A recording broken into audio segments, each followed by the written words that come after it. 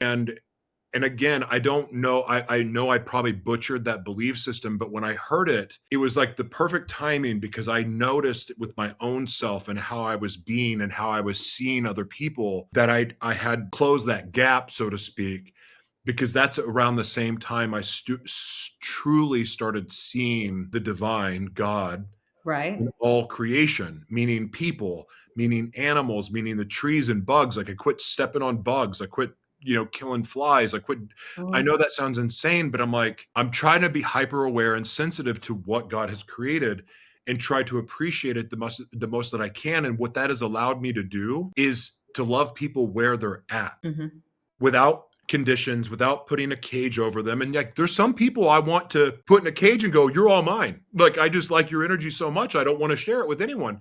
But that's not love. No. And that's also preventing them from doing what they are created to do. And Right. so, but that for me was like that moment of realization shifted my whole worldview on everything. And I've been a better person for it since. I've grown more since coming into that than I ever have. And I think it's because it just means I've been able to walk in my true identity for longer than I ever have, if ever. Yeah, well, I love that. I think I'm glad you brought that up because I've read stuff like that too. Maybe not with reference to Adam and Eve, so to speak, but that our whole job in life is to incorporate our masculine and our feminine. And I think often because of our wounds, we may be more one way than another way. So for me, I was overperforming in my masculine, even though I'm a woman. So what took me a long time was to figure out how to really be in my feminine, to allow receiving and be more flowing, and that's what my work has been. I mean, there are other women probably have to work on their masculine, but I have the other problem.